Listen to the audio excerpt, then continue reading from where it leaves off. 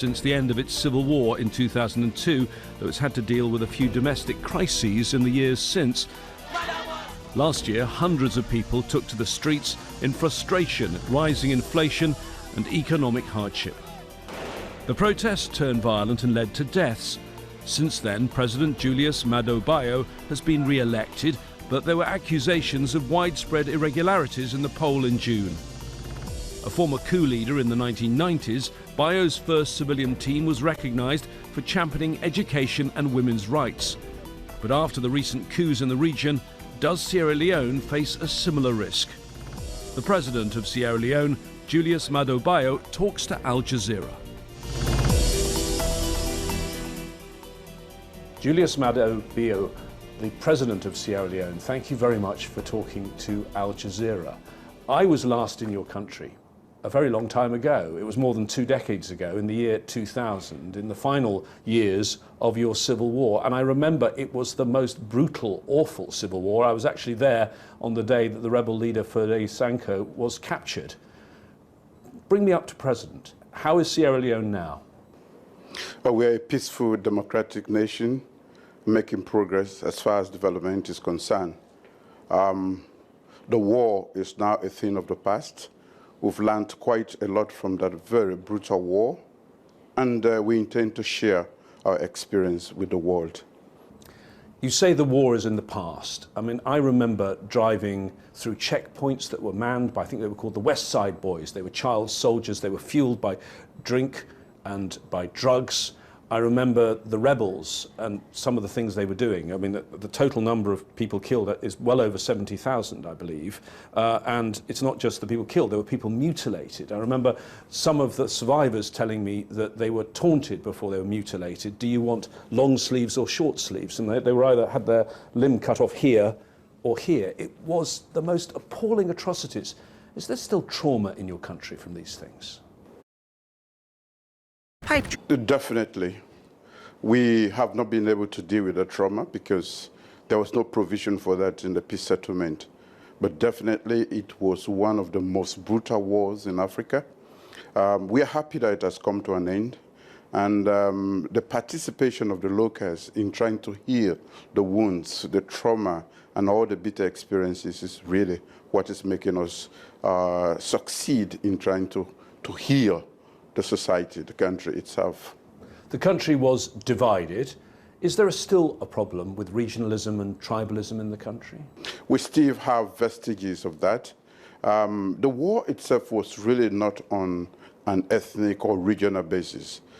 Most have called it a senseless war because it did not have any of those sort of characterizations. But what it did was to it was actually a combination of various factors, from bad administration to corruption to lack of justice, social justice. All of it was that which culminated into that war. So to describe it as being ethnic or what does not fit ours. So quite a lot of people, academics included, described it as a senseless war because it did not have an ideology, nor did it have the other descriptions that one would ascribe to some of the wars that we know in Africa. Let's look at the lessons from Sierra Leone.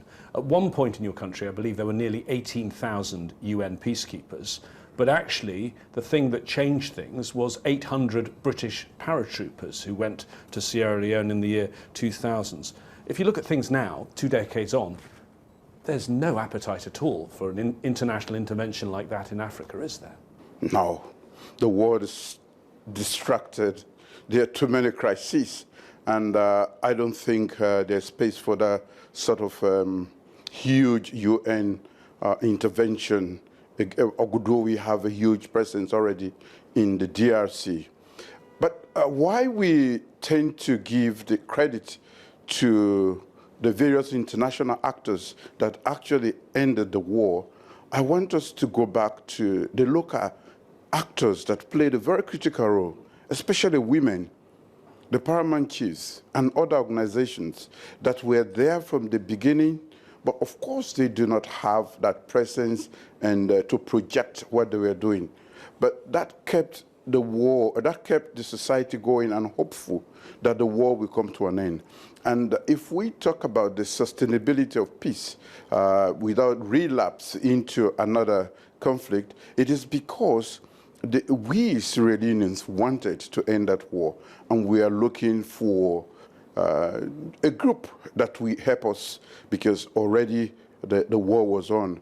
Let me talk about some of those who intervened, and that's the United Nations and United Nations peacekeeping, because there are lots of questions now about United Nations peacekeeping. In your country, they stayed there until 2006. They disarmed all of the various groups, and that mission is seen in the UN as a great success. If you look at the situation now, you had a large UN peacekeeping mission in Mali, which really didn't stop the violence and is now being kicked out of the country. And as you've already mentioned, the Democratic Republic of Congo, the UN has been there for decades and the violence is still raging. Is there a role for UN peacekeeping in the world now? There is still a role for the United Nations peacekeeping, but like I have said to you, there must be appetite for peace within the country itself. The various actors, the main actors, or certain political, cultural, and other actors must be willing and ready to help the process. In our situation, in as much as the dominant literature out there does not talk about Sierra Leoneans played a critical role in ending that war. And that should be taken as one of the experiences to be factored into the mix as far as DRC and other places are concerned. The locals are important. And if you can identify what will happen now is the UN becomes the midwife to bring the groups together. But we are interested in peace, and we are interested in making sure that we make progress. But because conflict itself breaks down communication, what we need at that time, most of the time, is actually that mediator. So with the Democratic Republic of Congo, the UN have tried all sorts of things, and certainly they've been speaking to the women and they've been speaking to the civil society, some of the sort of things that you've mentioned.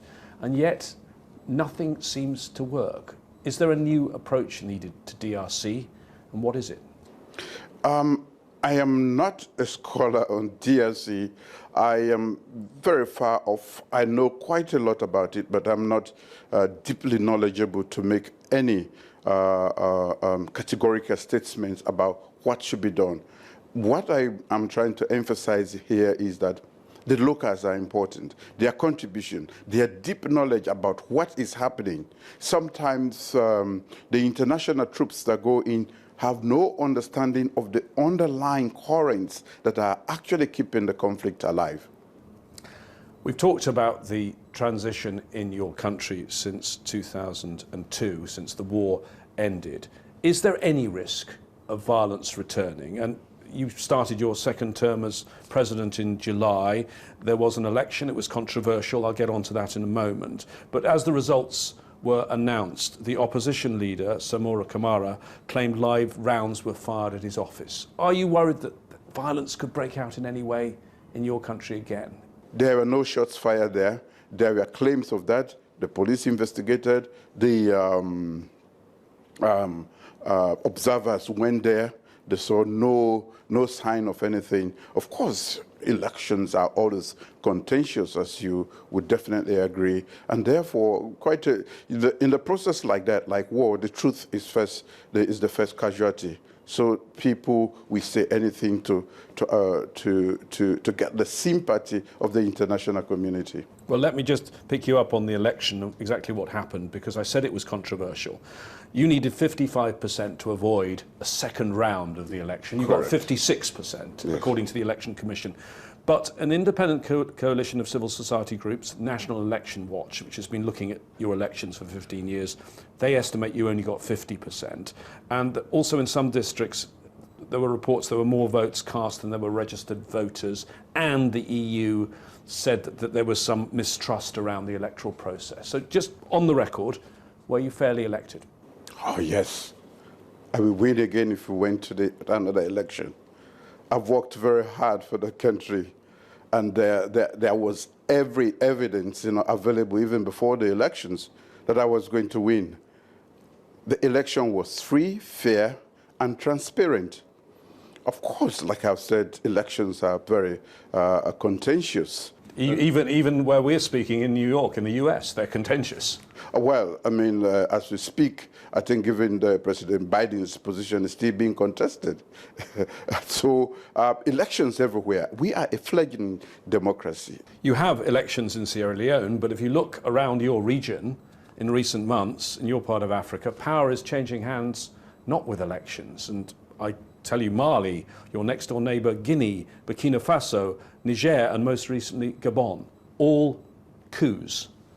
Yet you go back just a few years, and between 2008 and 2017, there were no coups on the continent of Africa at all.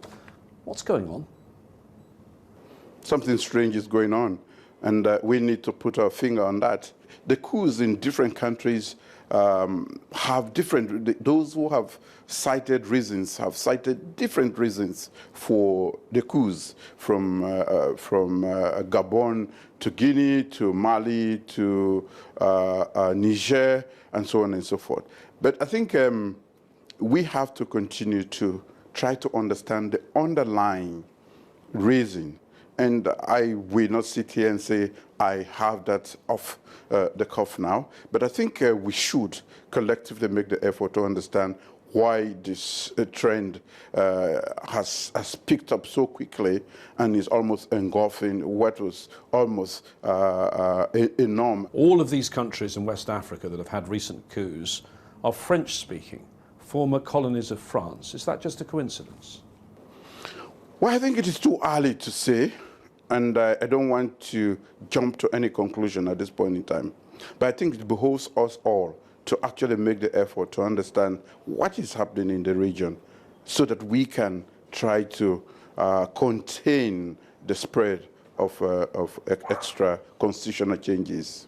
When President Mahmoud Bazoum was overthrown in Niger in July, the regional group, which you're a member of, said it would intervene militarily. Nothing's happened since. Was that an empty threat? Well, we decided as a region that it was unacceptable and that we are going to engage. We had started the engagement. It was not bearing any fruits. We decided that as and when it is necessary, we'll have to intervene militarily to reinstate the constitutionally elected government. So we have not done that yet. So an ECOWAS military operation is still looming. It's not something that you've given up on. Correct. But after that, a lot of dynamics have changed.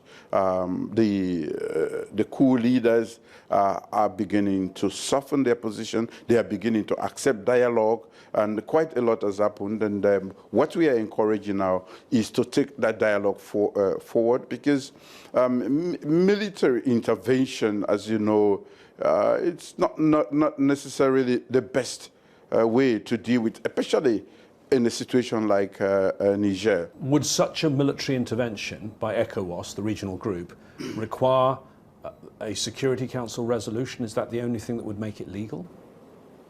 Normally, yes, because this would be intervening into another country. So ECOWAS wouldn't proceed without a Security Council resolution, in your understanding?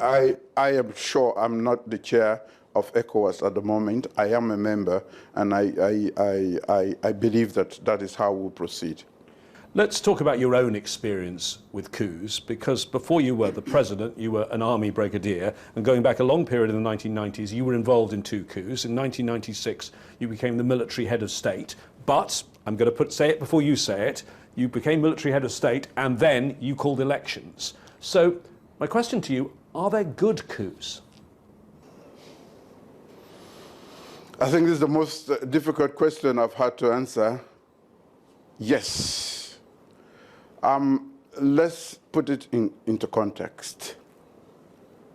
We had just come out of the bipolar world. The whole world was in a state of flux. The governments that were there, we had a one-party state that had refused any form of democratic tenets or principles. Nearly for 30 years, every attempt, democratic attempt to change the government had failed. There was mass corruption with impunity. They had caused such carnage as far as the management of the country is concerned, to the point that we had a war. Some members, that was why I said, sometimes they say it's senseless, but people just got tired and went to the bush. We were young soldiers. We were sent to the front to fight. And yet, we didn't have the wherewithal. But at the same time, what was meant for us at the war front was being squandered in the city. So, I mean, when you send somebody to the war front, you must give him or her the wherewithal. So we believed at the time that we have a government that has caused this war and yet was benefiting from the war at the expense of our own lives. We thought it was a genuine reason for us to come and remove that and bring about democracy. And that was what we did. So you say there can be good coups. In Gabon, the ruler Ali Bongo was deposed. He's ruled that country for as long as I've been alive, and a lot of the population seemed to support what happened in Gabon. Was the coup in Gabon a good coup? I will not describe it as a good coup. I have described mine, the one I took part in, that I'm fully knowledgeable about, as a good coup, because one, we kept to our timetable, and even when some members of our particular, of us wanted to change, I stood up and said, if you're saying there was a second coup, because some members wanted to renege and wanted us to continue as to change our uniform and be the true leaders by just conducting a fake election. I said to them, no, we came to reform, and we have done what we can. We have to conduct a democratic election and give and hand over power to a duly elected government. That was how I had to remove my boss, just so that we can have democracy. So when you look at bad governance to the extent that it can cause a war and divide and cause poverty and misery, I think should not be accepted as democratic governance. When you have authoritarian governments being supported sometimes by the West, I think that is not good too. Democracy is the rule of the people, and therefore they should enjoy from that. And that is why we thought that it was necessary. Everything, and nobody was coming to our aid. We were there suffering. We were there at the war front. We did not have ammunition. We did not cause the war, and yet we are supposed to put our lives on the line for a government that was not good for itself. Let's turn the page and talk about how the whole world interacts with Africa. The United Nations back in 2015 set up something called the Sustainable Development Goals. 17 goals to try and improve all of humanity. We're well behind on all of those targets as things stand. The slogan at the time was "Nobody left behind." In countries like Sierra Leone, do you still feel left behind?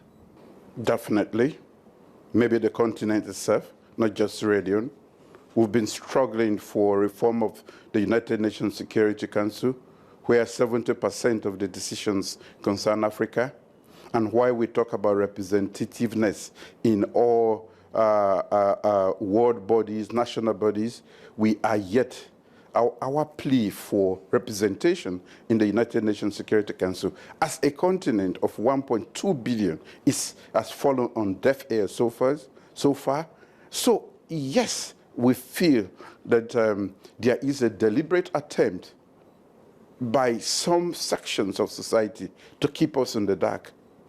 You talk about reform of the UN Security Council. The UN Secretary General Antonio Guterres is also talking about reform of the global financial system and the burden of debt. How would debt relief and debt restructuring make a difference in Sierra Leone?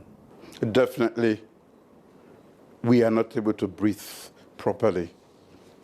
We need some type of debt relief, or whichever terminology they give to it. Call it the Bretton Woods institutions and all the other international financial institutions that were established at the end of the Second World War. Things have changed. We have different aspirations. We are no longer subjects of our colonial masters. Quite a lot has come into play. We are talking about climate change. We provide one of the biggest lungs to the world to absorb the byproducts of the many wrong things that are taking place. We contribute less than 4% of the carbon, and yet we are disproportionately enduring some of the effects, the adverse effects of climate change. So the world is definitely not a fair place, but we are still holding on, and we are thinking that a fair world will listen to us and say, yes, they are making a genuine effort. But there is a limit to what we can do, and we need the support of the international community, not when Sierra Leone is on fire, but when Sierra Leone is making effort not to be in fire. If you had less debt, would you put more money into education? Because that seems to be one of the landmark achievements of your government. 20% of the state's budget going into education. You've made schools free, both primary and secondary schools. Why has education been such a priority for your presidency? It is the biggest weapon for transformation in the world. It is the best investment in human beings. It is the best thing we can do. If we are enlightened in the 21st century, with fit-for-purpose education, a lot of our challenges won't go away, but we will reduce the impact on society. We are talking about inclusive development, leaving no one behind. That is why we have what we call the radical inclusion, meaning that irrespective of who you are, where you are, what political inclination you have, you should have access to education. It is the best weapon to fight poverty. It goes right across the 17 SDGs that you have named. And without money, we had the audacity to embark on free quality education, a national program. We used what we get from domestic sources, revenue. So if we had support, if we had relief, debt relief, we can pour all of that into education and into health and food security. Because for me, these are the three pillars that keep the human being going. If you have good health, good education, and you have food security, there will be room for development and little strife. In January, Sierra Leone enters the world of big power politics, with you sitting on the UN Security Council for 2 years. How are you going to play it with regard to the various superpowers, particularly China? China has investments in Sierra Leone, yet on the other side you have the US and Europe, who you're friendly with, and they say, no, you should be on the democratic team. How are you going to play those different tensions? We are on the democratic team already. We've had several democratic elections. I say I'm a Democrat. Yes, but you have big investments with China, don't you? Yes, but investments, one thing that we have not suffered from, China intervening in our democratic process. We need help from everybody. We need support, technical support. We need the friendship. We need great partners. And we need partners that we respect us too, that we treat us as nations that are yet, we are not 250 years into democracy. And therefore, you should understand, when we stumble, we should not be punished as if we have committed murder. We should be treated as countries making a genuine effort to ascribe and take part in a process that is extremely contentious and difficult, democracy anywhere. So if you have done 250 years into that, and we are just 60 years into that, you should be handling us with some care, compassion, knowing that we are only at the beginning. Julius Maada, President of Sierra Leone, thank you for talking to Al Jazeera. Thank you.